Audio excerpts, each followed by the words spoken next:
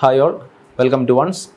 നമ്മളിന്ന് mechanics of സോളിഡ്സിലെ ഒരു ഇമ്പോർട്ടൻറ്റ് ടോപ്പിക്കായിട്ടുള്ള ബക്ലിംഗ് ഓഫ് കോളംസ്, ഈ ഭാഗത്തുനിന്ന് ഗേറ്റ് എക്സാമിനേഷൻ പോയിന്റ് ഓഫ് വ്യൂവിൽ എങ്ങനെയാണ് ക്വസ്റ്റ്യൻസ് ചോദിക്കുക, എന്തൊക്കെയാണ് നമ്മൾ പഠിക്കേണ്ടത്, എങ്ങനെയാണ് ക്വസ്റ്റ്യൻസ് ആൻസർ ചെയ്യാൻ പറ്റുക എന്നുള്ളതാണ് നോക്കാൻ പോകുന്നത്.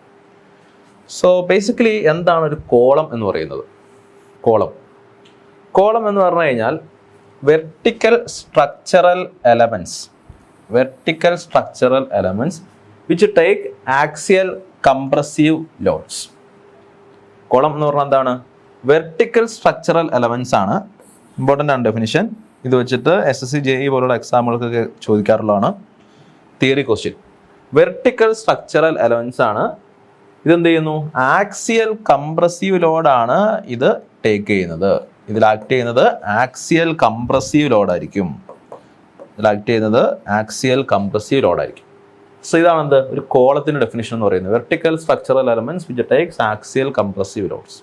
Okay, now what is buckling of column? Buckling of column എന്ന് പറയുന്നത് sudden failure under axial compressive loads resulting in lateral deflection. അതായത് ഇങ്ങനെ ഒരു ആക്സിയൽ കംപ്രസീവ് ലോഡ് ആക്ട് ചെയ്യുമ്പോൾ, സപ്പോസ് ഇതൊരു കോളം എന്ന് വിചാരിക്കുക, ആ കോളത്തിന് നമ്മളോട് സപ്പോർട്ട് ചെയ്തേക്കാന്ന് വിചാരിക്കുക. ഒരു ആക്സിയൽ കംപ്രസീവ് ലോഡ് ആക്ട് ചെയ്യുമ്പോൾ എന്ത് സംഭവിക്കുന്നു? ഇതിന് സഡൻ ഫെയിലിയർ സംഭവിക്കുന്നു. അതുമൂലം ഒരു ലാറ്ററൽ ഡിഫ്ലക്ഷൻ മീൻസ് ഈ രീതിയിൽ നമ്മുടെ കോളം ഒന്ന് ഡിഫ്ലക്റ്റ് ചെയ്യുന്നു. ഇനീഷ്യലി ഉണ്ടാകുന്ന ഈ രീതിയിലായിരുന്നു, അത് ലാറ്ററലി എന്ത് ചെയ്യുന്നു? ഒന്ന് ഡിഫ്ലക്റ്റ് ചെയ്യുന്നു. സോ ഈ രീതിയിലുള്ള ഫെയിലിയർ, ഈ രീതിയിലുള്ള ഡിഫ്ലക്ഷൻ, അതിന് വിളിക്കുന്ന പേരാണെന്ത്? Buckling of column.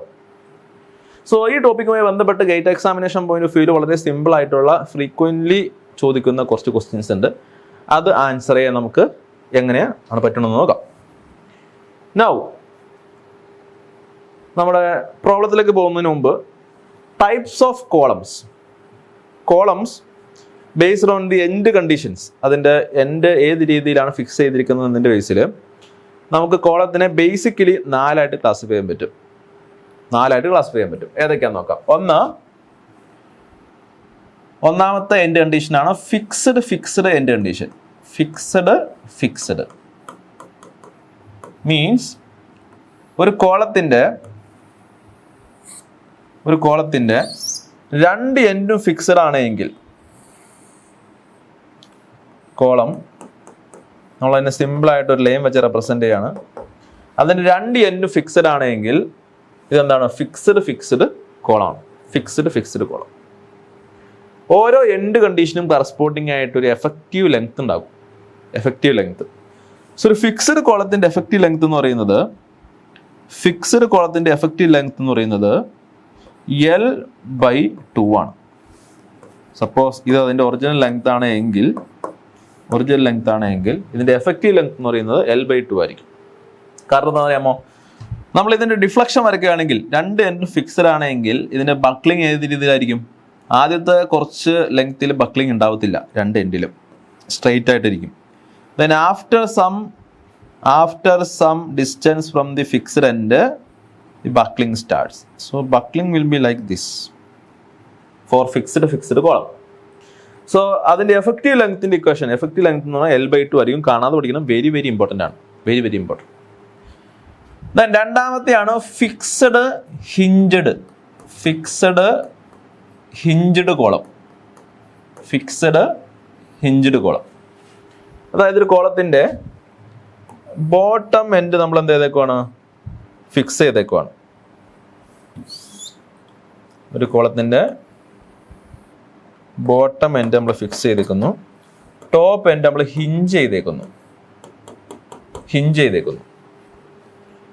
സോ ഈ കേസിലുള്ള എഫക്റ്റീവ് ലെങ്ത് കാണാൻ പഠിക്കണം. എഫക്റ്റീവ് ലെങ്ത് എന്ന് പറയുന്നത്, ഫിക്സ്ഡ് ഹിഞ്ച്ഡ് കോളത്തിൻ്റെ എഫക്റ്റീവ് ലെങ്ത് എന്ന് പറയുന്നത് L/√2 ആണ്. L എന്ന് പറയുന്നത് അതിൻ്റെ ഒറിജിനൽ ലെങ്ത്, L/√2 ആണ് എഫക്റ്റീവ് ലെങ്ത്. ഇതിൻ്റെ റിഫ്ലക്ഷൻ എങ്ങനെയായിരിക്കും? ഹിഞ്ച്ഡ് പോയിന്റ് ആണെങ്കിൽ ഇവിടെ നിന്ന് ഡിഫ്ലക്ഷൻ സ്റ്റാർട്ട് ചെയ്യും. ഫിക്സ്ഡ് പോയിന്റ് ആയതുകൊണ്ട് അതിൽ നിന്ന് അല്പം മാറിയാണ് ഡിഫ്ലക്ഷൻ സ്റ്റാർട്ട് ചെയ്യുള്ളൂ, ഒറിജിനേറ്റ് ചെയ്യുള്ളൂ. സോ ഇങ്ങനെയായിരിക്കും അതിൻ്റെ ഡിഫ്ലക്ഷൻ വരുന്നത്. ഫിക്സഡ് ഹിഞ്ചഡ് ആയിട്ടുള്ള ഒരു കോളത്തിൻ്റെ ഡിഫ്ലക്ഷൻ ഈ രീതിയിലായിരിക്കും. അതിൻ്റെ എഫക്റ്റീവ് ലെങ്ത് എന്ന് പറയുന്നത് L/√2 ആയിരിക്കും. L/√2. നെക്സ്റ്റ് കോളമാണ് hinged column. Hinged column. So രണ്ട് എൻഡും ഹിഞ്ചഡ് ആയിട്ടുള്ള കോളത്തിനെയാണ് നമ്മൾ ഹിഞ്ചഡ് എന്ന് പറയുന്നത്. രണ്ട് എൻഡും ഹിഞ്ചഡ് ആയിട്ടുള്ള കോളം ഹിഞ്ചഡ് കോളം. ഇതിന്റെ എഫക്റ്റീവ് ലെങ്ത് എന്ന് പറയുന്നത് L തന്നെയായിരിക്കും. എന്ത് ഇതിന്റെ എഫക്റ്റീവ് ലെങ്ത് എന്ന് പറയുന്നത്. ഇതിൽ ബക്ലിംഗ് സംഭവിക്കുമ്പോൾ രണ്ട് എൻഡിൽ നിന്നും ബക്ലിംഗ് സ്റ്റാർട്ട് ചെയ്യും. ഈ രീതിയിൽ രണ്ട് എൻഡിൽ നിന്നും ബക്ലിംഗ് സ്റ്റാർട്ട് ചെയ്യും. അതുകൊണ്ടാണ് അതിന്റെ എഫക്റ്റീവ് ലെങ്ത് L ആവുന്നത്. Then last one is fixed free column. One end fixed ആണ്, അതർ എൻഡ് ഫ്രീ. സോ അങ്ങനെയുള്ള ഒരു കോളം കൺസിഡർ ചെയ്ത് കഴിഞ്ഞാൽ ഒരു എൻഡ് ഫിക്സഡ് ആണ്, അതർ എൻഡ് ഫ്രീ ആണ്. ഇതിന്റെ എഫക്റ്റീവ് ലെങ്ത് എന്ന് പറയുന്നത് 2 ടൈംസ് ഓഫ് L ആയിരിക്കും. L എന്ന് പറയുന്നത് ഈ ഡിസ്റ്റൻസ് ആണ്.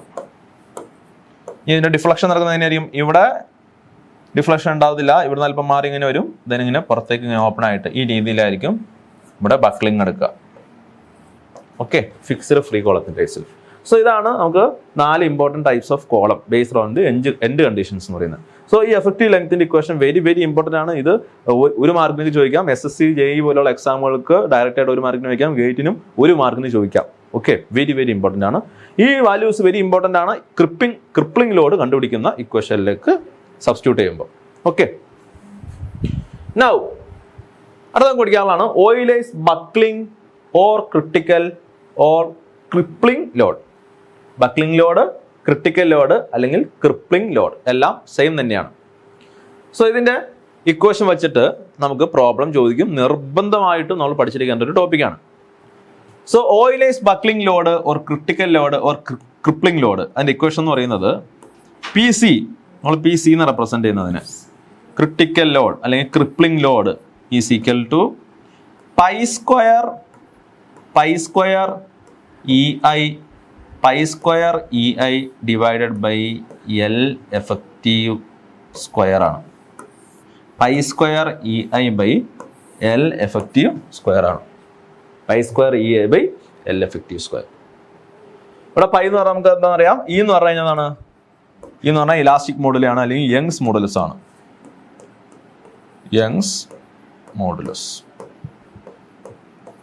I എന്ന് പറഞ്ഞാൽ എന്താണ്? Moment of inertia.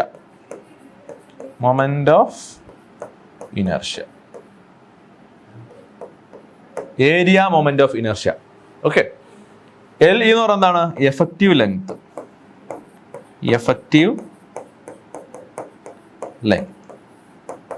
സോ ഈ ഇക്വേഷൻ വെച്ചിട്ട് നമുക്ക് പല രീതിയിൽ പ്രോബ്ലംസ് ചോദിക്കാം. ഓക്കെ, സോ ഇതാണ് കോമൺ ഇക്വേഷൻ. ക്രിപ്ലിംഗ് ലോഡ് അല്ലെങ്കിൽ critical load or buckling load is equal to pi square EI by LE square ആണ്. ഇനി നമ്മൾ പഠിച്ച 4 കണ്ടീഷൻസ് ഉണ്ടല്ലോ, ആ 4 കണ്ടീഷൻസ് വെച്ചിട്ട് ഈ ക്രിപ്ലിംഗ് ലോഡിന്റെ ഇക്വേഷൻ എങ്ങനെയാണ് മാറുന്നത് നോക്കാം. നമ്മുടെ ഒന്നാമത്തെ ബീം എന്താണ്? ഫിക്സ്ഡ് ബീം അല്ല, കോളം. ഒന്നാമത്തെ കോളം എന്താണ്? ഫിക്സ്ഡ് കോളമാണ് അല്ലേ? Fixed column. സോ ഫിക്സ്ഡ് കോളത്തിന്റെ കേസിൽ എഫക്റ്റീവ് ലെങ്ത് എന്ന് പറഞ്ഞാൽ എന്താണ്? നമുക്കറിയാം എഫക്റ്റീവ് ലെങ്ത് എന്ന് പറഞ്ഞാൽ L/2 ആണ്. L/2. സോ ക്രിപ്ലിംഗ് ലോഡ് എന്തായിരിക്കും? Crippling load is equal to pi square EI divided by L എഫക്റ്റീവിന്റെ സ്ഥാനത്ത് L/2 ദി ഹോൾ സ്ക്വയർ എന്ന് വരും അല്ലേ? ദെൻ L²/2² എന്ന് വരും. ഈ 2² മുകളിൽ പോകുമ്പോൾ എന്താവും? മുകളിൽ 4 വരും. അഥവാ crippling load is equal to 4 into pi square into EI divided by L² എന്ന് വരും. അതാണ് ഫിക്സ്ഡ് ആയിട്ടുള്ള കോളത്തിന്റെ കേസിലുള്ള ക്രിപ്ലിംഗ് ലോഡിന്റെ ഇക്വേഷൻ. ദെൻ നെക്സ്റ്റ് എന്താണ്? ഫിക്സ്ഡ് ഹിഞ്ചഡ് ആയിട്ടുള്ള കോളം എടുത്തു കഴിഞ്ഞാൽ അതിന്റെ എഫക്റ്റീവ് ലെങ്ത് എന്ന് പറഞ്ഞു കഴിഞ്ഞാൽ നമുക്കറിയാം L/√2 ആണ്. L/√2. So crippling load will be equal എന്തായിരിക്കും? ക്രിപ്ലിംഗ് ലോഡിന്റെ ജനറൽ ഇക്വേഷൻ എന്ന് പറഞ്ഞു കഴിഞ്ഞാൽ pi square EI divided by L effective square ആണ്. സോ എൽ എഫക്റ്റീവിൻ്റെ സ്ഥാനത്ത് L by √2 the whole square എന്ന് വരും. So crippling load will be is equal to √2ൻ്റെ സ്ക്വയർ 2 ആണ്. 2 മോളിൽ പോകുമ്പോൾ എന്താവും 2 into pi square into EI divided by L square എന്ന് വരും.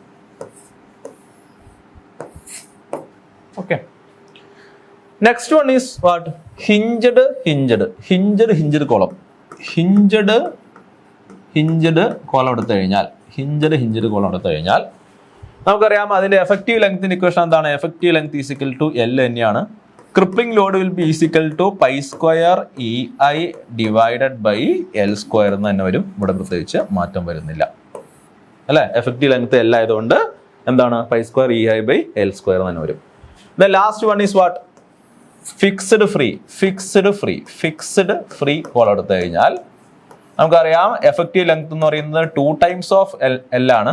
So crippling load will be is equal to pi square into EI divided by 2L the whole square എന്ന് വരും.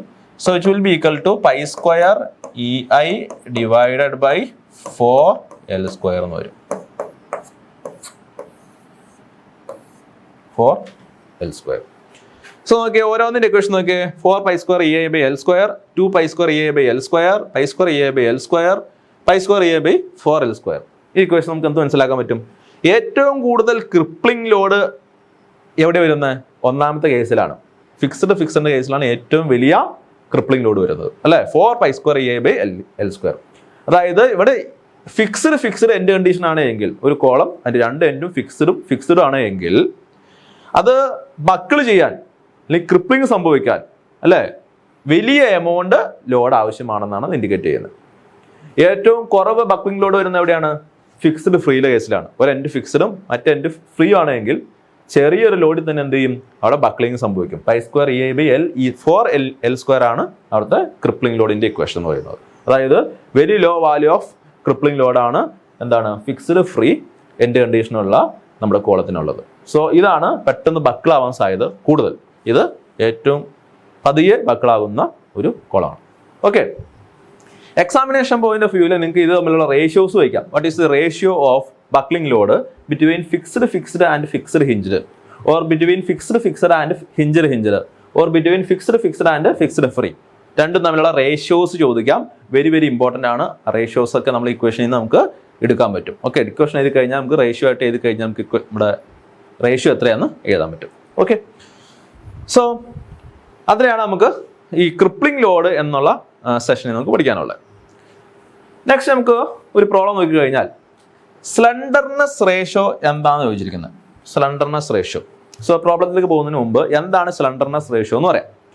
Slenderness റേഷ്യോന്റെ equation എന്ന് പറയുന്നത് നമ്മൾ എസ് വെച്ച് റെപ്രസെന്റ് ചെയ്യുന്ന സ്ലെൻഡർനെസ് റേഷ്യോ ഒരു കോളത്തിന്റെ ഒരു ക്യാരക്ടറിസ്റ്റിക് നമ്പറാണത്.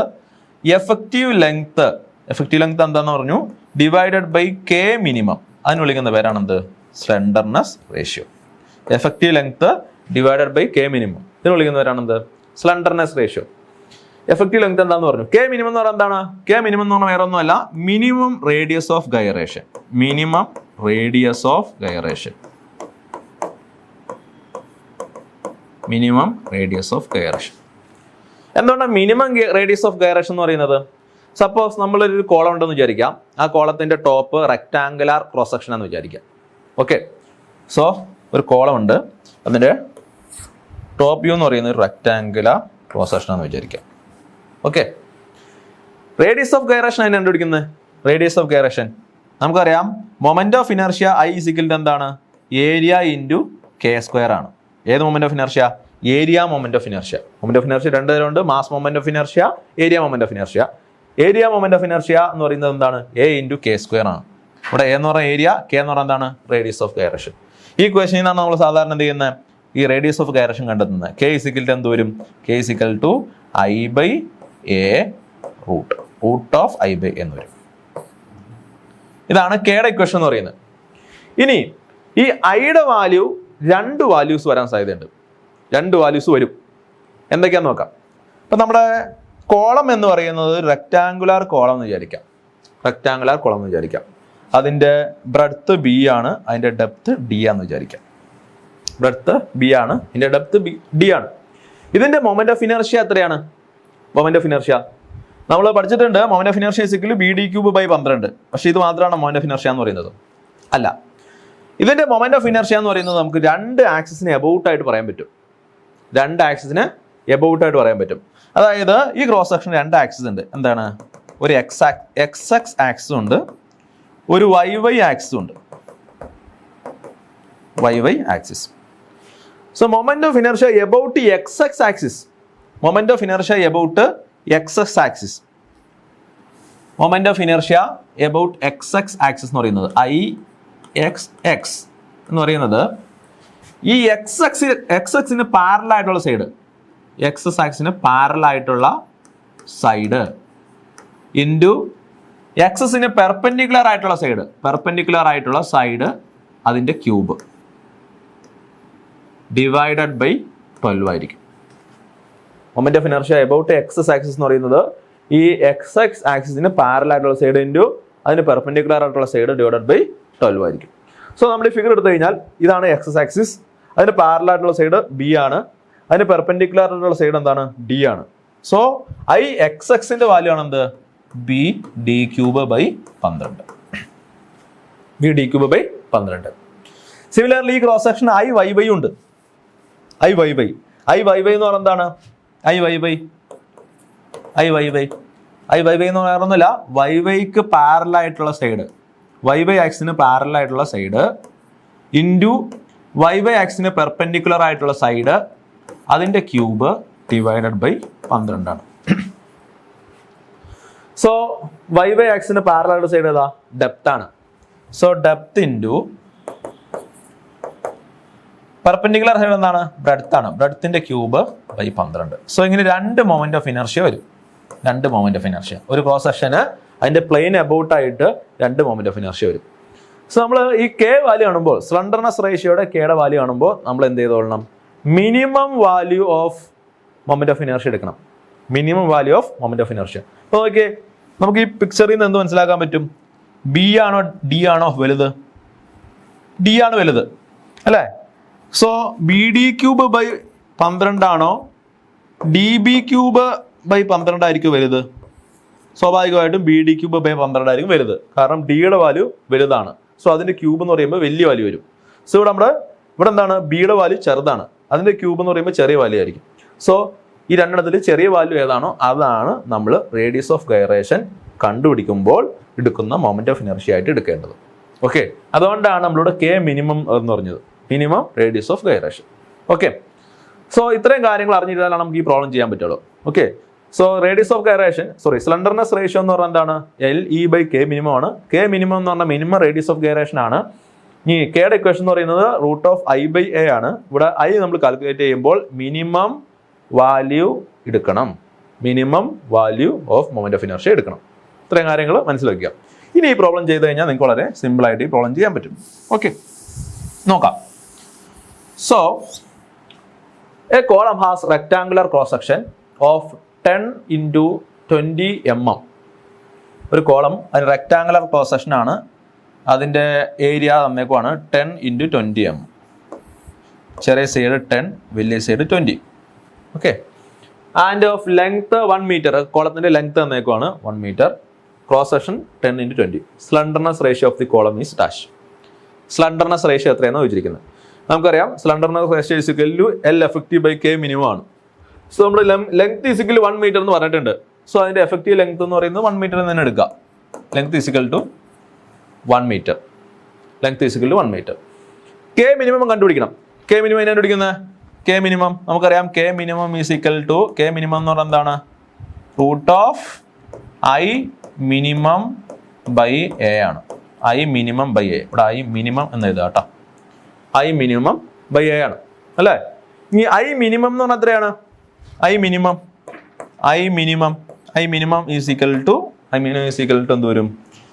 ഓക്കെ, ഇവിടെ ബ്രെഡ്ത്ത് ബി ആണ്, ഡെപ്ത് ബ്രെഡ്ത്ത് 10 ആണ്, ഡെപ്ത് 20 ആണ്. സോ 10 × 20 ക്യൂബ് ബൈ 12 ആയിരിക്കോ 20 × 10 ക്യൂബ് ബൈ 12 ആയിരിക്കോ വലുത്? നോക്കുമ്പോൾ തന്നെ അറിയാൻ പറ്റും. 10 × 20 ക്യൂബ് ബൈ 12 ആണോ 20 × 10 ക്യൂബ് ബൈ 12 ആണോ വലുത്? ഇതാണ് വലുത്. നമ്മൾ ഏതെടുക്കണ്ടേ? ചെറിയ വാല്യൂ എടുക്കണ്ടേ, ചെറിയ വാല്യൂ. സോ നമ്മുടെ മൊമെന്റ് ഓഫ് ഇനർഷ്യ എടുക്കേണ്ടത് 20 × 10³/12 ആണ്. Okay, minimum moment of inertia. So I minimum is equal to 20 × 10³/12. Okay, so ചെയ്യുമ്പോൾ നമുക്ക് എന്ത് കിട്ടും? I minimum കിട്ടും. then അതിനെ ഏരിയ വെച്ച് ഡിവൈഡ് ചെയ്ത് നമുക്ക് എന്ത് കിട്ടും? അതിനെ ഏരിയ വെച്ച് ഡിവൈഡ് ചെയ്യും. ഏരിയ എത്രയാണ്? ഏരിയ എന്ന് പറഞ്ഞാൽ എന്താണ്? B × D ആണ്. റെക്ടാങ്കുലർ ക്രോസ് സെക്ഷൻ ആയതുകൊണ്ട് ബ്രെഡ്ത്ത് × ഡെപ്ത് ആണ്. 10 × 20 ആണ് അല്ലേ? സോ അതിന് നമ്മൾ ഏരിയ വെച്ച് ഡിവൈഡ് ചെയ്ത് കഴിഞ്ഞാൽ നമുക്ക് എന്ത് കിട്ടും? ഏരിയ വെച്ച് ഡിവൈഡ് ചെയ്യുക, എന്നിട്ട് അതിന്റെ റൂട്ട് വാല്യൂ എടുക്കുക. അപ്പോൾ നമുക്ക് എന്ത് കിട്ടും? K മിനിമത്തിന്റെ വാല്യൂ കിട്ടും. K minimum. സോ അത്